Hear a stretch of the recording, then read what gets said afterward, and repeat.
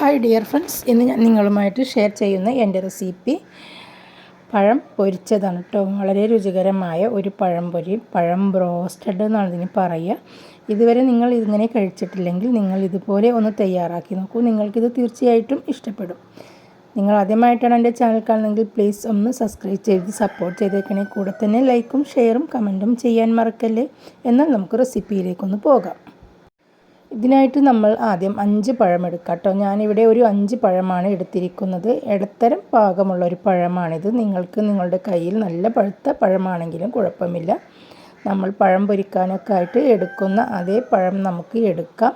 എന്നിട്ട് ഇതുപോലെ നടു മുറിച്ചതിന് ശേഷം ഞാൻ ഈ മുറിച്ചതുപോലെ നിങ്ങൾക്ക് മുറിച്ച് കൊടുക്കാം കേട്ടോ. ഇങ്ങനെ എല്ലാ പഴങ്ങളും നമുക്ക് മുറിച്ചെടുക്കാം. വളരെ കനം കുറച്ച് നമുക്ക് ഇതുപോലെ മുറിച്ചിട്ട് മാറ്റി വെക്കാം. വളരെ രുചികരമായ ഒരു പഴംപൊരിയാണ്, ഒരു വെറൈറ്റി എന്ന് തന്നെ വേണമെങ്കിൽ നിങ്ങൾക്ക് പറയാം കേട്ടോ. അത്രയും ടേസ്റ്റാണ് ഇതൊന്ന് കഴിക്കാനായിട്ട്. നിങ്ങൾ തീർച്ചയായിട്ടും ഉണ്ടാക്കി നോക്കൂ. ഇതുപോലെ വേണം എല്ലാ പഴവും അരിഞ്ഞെടുക്കാനായിട്ട്. കണ്ടില്ലേ, ഇങ്ങനെ നീളത്തിൽ എല്ലാതും അരിഞ്ഞ് ഞാനിവിടെ മാറ്റി വെച്ചിട്ടുണ്ട്. ഇനി നമുക്ക് ഇതിലേക്കുള്ള മൈദമാവിൻ്റെ മിക്സ് നമുക്ക് റെഡിയാക്കാം. ഇനി ഒരു ബൗളെടുത്തതിന് ശേഷം നമുക്കിതിലേക്ക് 250 ml ഒരു കപ്പ് മൈദയാണ് ഞാനിവിടെ എടുത്തിരിക്കുന്നത്. മൈദ നമുക്കൊന്ന് അരിച്ച് ഇട്ട് കൊടുക്കാം കേട്ടോ. ഇതിന് ശേഷം ഇതിലേക്ക് ഞാനൊരു 1.5 ടേബിൾ സ്പൂൺ കോൺഫ്ലവർ പൊടി കൂടി ചേർത്ത് കൊടുക്കുന്നുണ്ട്. എന്നിട്ട് നമുക്കിതിലേക്ക് പഞ്ചസാര ചേർത്ത് കൊടുക്കാം. ഒരു നുള്ളു ഉപ്പിട്ട് കൊടുക്കാം. ഞാനിവിടെ ഒരു 3 ടേബിൾ സ്പൂൺ പഞ്ചസാരയാണ് ചേർത്ത് കൊടുത്തിരിക്കുന്നത്. നമ്മുടെ പഴത്തിൻ്റെ മധുരത്തിന് അനുസരിച്ച് നമുക്ക് പഞ്ചസാര ആഡ് ചെയ്ത് കൊടുക്കാം കേട്ടോ. നിങ്ങളുടെ പഴം പാകമായതാണെങ്കിൽ കുറച്ച് പഞ്ചസാര ചേർത്ത് കൊടുത്താൽ മതി. ഇനി ഇതിലേക്ക് നമുക്ക് 250 ml ഒരു കപ്പ് വെള്ളം കൂടി ഒഴിച്ച് നമുക്കൊന്ന് മിക്സാക്കിയെടുക്കാം. വെള്ളം കുറേശ്ശെ ഒഴിച്ചിട്ട് വേണം മിക്സാക്കിയെടുക്കാനായിട്ട്. അപ്പോഴാണ് നമുക്ക് കറക്റ്റായിട്ട് വെള്ളത്തിൻ്റെ അളവൊക്കെ കിട്ടുകയുള്ളൂ. ഞാനിതിൽ 250 ml ഒരു കപ്പ് വെള്ളം ഇതിൽ ഒഴിച്ചു കൊടുത്തിട്ടുണ്ട്. ഇനി നന്നായിട്ട് നമുക്കൊരു വിസ്ക് വെച്ച് നന്നായിട്ട് തന്നെ നമുക്ക് മിക്സാക്കി കൊടുക്കാം കേട്ടോ. നന്നായിട്ട് മിക്സാക്കിയിട്ട് നമുക്കിതൊന്ന് മാറ്റി വെക്കാം.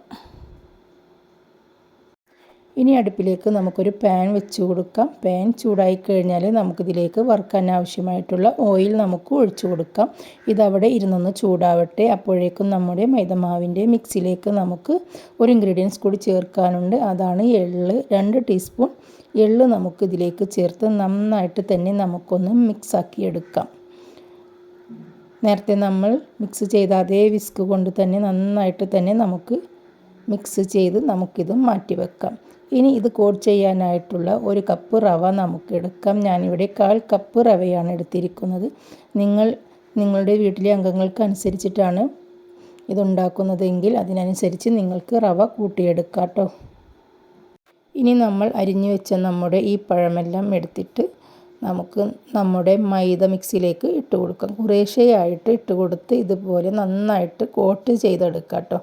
പഴം മൈദമാവിൽ നന്നായിട്ട് കോട്ട് ചെയ്തതിന് ശേഷം നമ്മുടെ ഓയിൽ ഇവിടെ നന്നായിട്ട് ചൂടായി വന്നിട്ടുണ്ട്. അപ്പോൾ നമ്മുടെ ഈ മൈദമാവിൽ മുക്കിയെടുത്ത നമ്മുടെ ഈ പഴം നമുക്ക് റവയിൽ ഒന്ന് ഡിപ്പ് ചെയ്യണം. കണ്ടില്ലേ, ഇതുപോലെ ഡിപ്പ് ചെയ്തതിന് ശേഷം നമുക്ക് നമ്മുടെ ചൂടായി കിടക്കുന്ന ഓയിലിട്ട് നമുക്കൊന്ന് വറുത്തെടുക്കാം.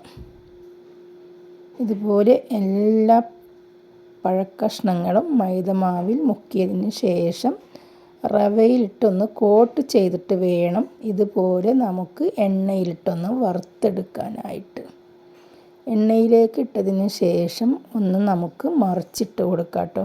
ഒരു 2-3 സെക്കൻഡ് നേരം തീ മീഡിയം ഫ്ലെയിമിൽ വെച്ചാൽ മതി. ഇതൊന്ന് മറിച്ചിട്ട് കൊടുക്കാം.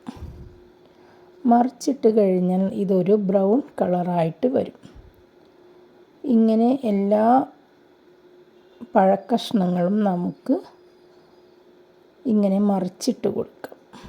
ബ്രോസ്റ്റഡ് പഴം എന്നാണ് ഇതിന് പറയുക കേട്ടോ. വളരെ രുചികരമാണ് ഇത് കഴിക്കാനായിട്ട്. നിങ്ങളിതുപോലെ ഒന്ന് തയ്യാറാക്കി നോക്കണേ എപ്പോഴെങ്കിലും പഴം കിട്ടുമ്പോൾ. ഇനി നമുക്കിത് കോരി മാറ്റാം. കണ്ടോ, ഈ ഒരു കളറായി കഴിഞ്ഞാൽ നമുക്കിത് കോരി മാറ്റാം. വളരെ രുചികരമായ ഒരു 4 മണി പലഹാരമാണ്. നിങ്ങൾ ഇതുവരെ ട്രൈ ചെയ്തിട്ടില്ലെങ്കിൽ ഇങ്ങനെ ഒന്ന് ട്രൈ ചെയ്ത് നോക്കൂ. എന്നിട്ട് ഫീഡ്ബാക്ക് അറിയിക്കാൻ മറക്കല്ലേ. കണ്ടില്ലേ, ഞാനിതൊരു സെർവിങ് പ്ലേറ്റിലേക്ക് മാറ്റി കൊടുത്തിരിക്കുകയാണ്. ഇനി നമുക്കിത് ചൂടാറിയതിന് ശേഷം നമുക്കിത് കഴിച്ച് നോക്കാം. വളരെ രുചികരമായ ഒരു